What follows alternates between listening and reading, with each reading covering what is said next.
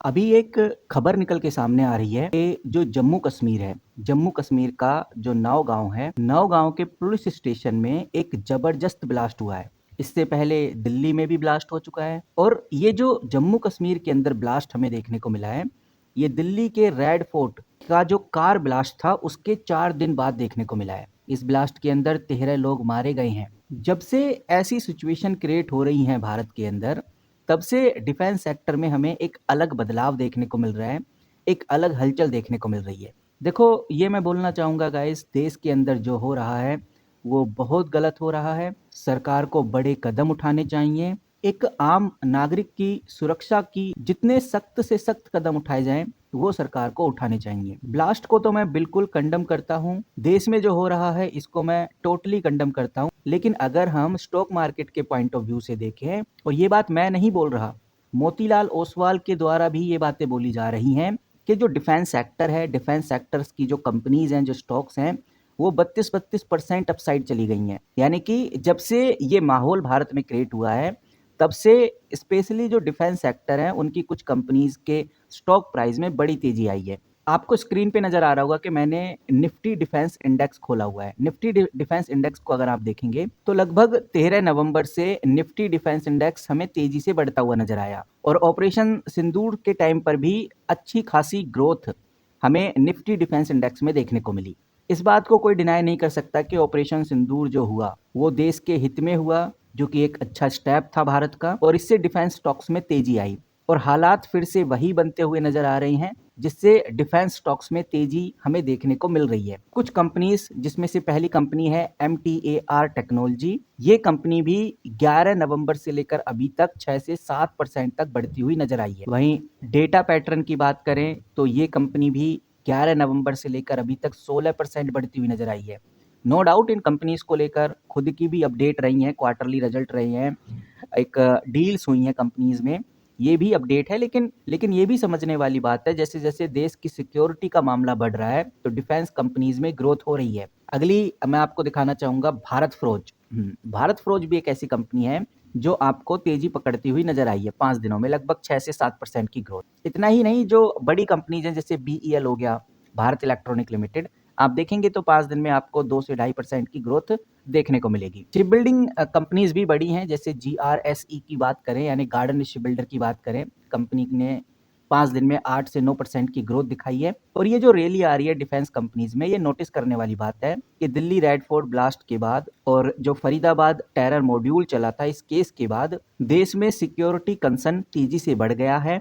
Defence manufacturing companies के लिए एक पॉजिटिव संकेत मिल गया है। मार्केट रिएक्शन डिफेंस कंपनीज की तरफ बढ़ रहा है, क्योंकि सिक्योरिटी का मामला है और इन्वेस्टर्स भी इन कंपनीज को सपोर्ट कर रहे हैं। वो जानते हैं कि इन कंपनीज को सपोर्ट करना ही फायदेमंद रहेगा, क्योंकि इन्वेस्टर्स को साफ ये चीज़ें नज़र आती हैं, जब जब war like conflict situations create होती हैं देश में, तब तब डिफेंस कंपनीज को बड़े ऑर्डर मिलते हैं, बड़े कॉन्ट्रैक्ट मिलते हैं और इनमें तेजी भी आती है। इसीलिए हमें MTAR टेक्नोलॉजी जैसी कंपनीज के ऊपर ध्यान देना चाहिए, इन पर नज़र रखनी चाहिए।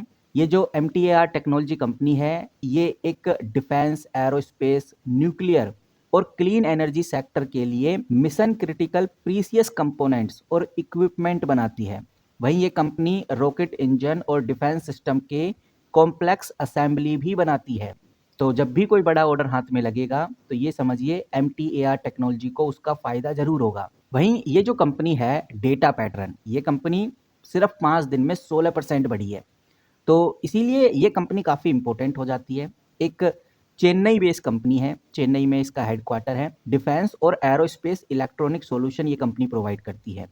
इसके जो प्रोडक्ट हैं वो कम्युनिकेशन सिस्टम में काम आते हैं, रेडार्स के अंदर काम आते हैं, लॉन्चर कंट्रोल सिस्टम्स होते हैं उनके अंदर काम आते हैं, सॉफ्टवेयर टेस्टिंग सर्विसेज में भी ये कंपनी शामिल है।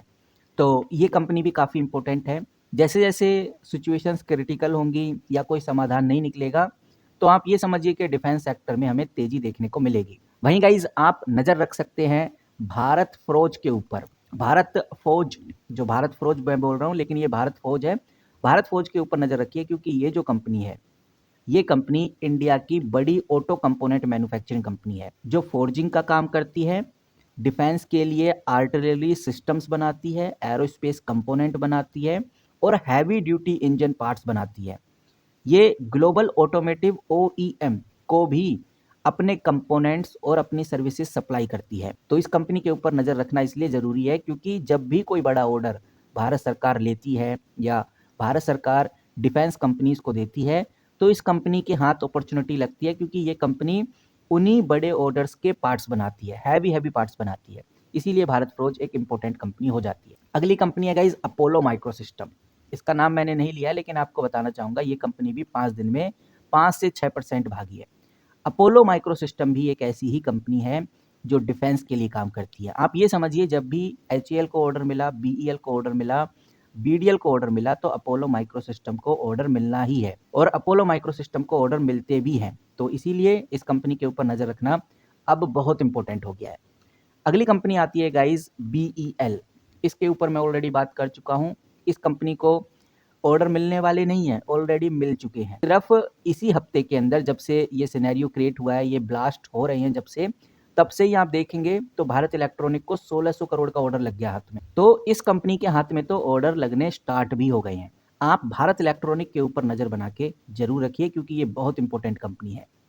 अगली कंपनी आ जाती है GRSE, garden Reach ship builder. ये जो कंपनी है आप देखेंगे तो लगभग 5 से 6% बढ़ती हुई नजर आई है और पूरे 5 दिन में लगभग 9% बढ़ गई है और पूरे 5 दिन में लगभग ये कंपनी 9% बढ़ गई है। कहने का मतलब ये है कि ये जो कंपनी है गार्डन रिच बिल्डर, अभी इसने तमिलनाडु सरकार के साथ एक MOU साइन किया है। उसके ऊपर हम एक डेडिकेटेड वीडियो बनाएंगे, लेकिन कहने का मतलब ये है कि डिफेंस सेक्टर में जब भी तेजी आती है तो Mazagon Dock Shipbuilder, Garden Reach Shipbuilder, Cochin Shipyard जैसी कंपनीज में भी बड़ी हलचल होती है और वो हलचल हमें अब देखने को भी मिल रही है। तो इस कंपनी के ऊपर भी नज़र रखना उतना ही इम्पोर्टेंट है जितना आप BEL, HAL, BDL या फिर जो अदर कंपनीज हैं उन पर नज़र रखते हैं। हालांकि ये नेवी के लिए प्रोजेक्ट्स बनाती है, तो हमारी जो आर्मी है, हमारी जो डिफेंस फोर्स है, वो नेवी भी है, एयरफोर्स भी है और इंडियन आर्मी भी है। तो कहने का मतलब ये है कि गाइज ये वो सभी स्टॉक्स हैं जिनके ऊपर नज़र रखिए। दूसरा मैं ये भी बोलना चाहूँगा कि ये जो अपने देश में हो रहा है गलत हो रहा है, ऐसा नहीं होना चाहिए था। लेकिन एज अ इन्वेस्टर हम अगर सपोर्ट भी करें तो किस तरह से करें? हम अगर सपोर्ट करें अपने देश को तो ऐसे ही कर सकते हैं कि हम इन डिफेंस कंपनीज के बारे में बात करें, इनको आगे ले जाएं, इनको बड़े बड़े कॉन्ट्रैक्ट मिलें। देश में अगर कॉन्ट्रैक्ट्स आएंगे तो देश की सुरक्षा और बढ़ेगी। हम ऐसे ही सपोर्ट कर सकते हैं और डायरेक्ट इनडायरेक्ट हमारा ही फ़ायदा है। डायरेक्ट फ़ायदा तो ये है कि हमें अच्छे रिटर्न्स मिलेंगे, इनडायरेक्ट फ़ायदा ये है कि हमारी जो देश की रक्षा है और मजबूत होगी। तो यही एक मैसेज भी था, एक अपडेट भी थी। आई होप आपको छोटी सी वैल्यूएबल इन्फॉर्मेशन पसंद आई होगी। मिलते हैं किसी नई वीडियो के साथ, किसी नई अपडेट के साथ। तब तक के लिए take care and good bye.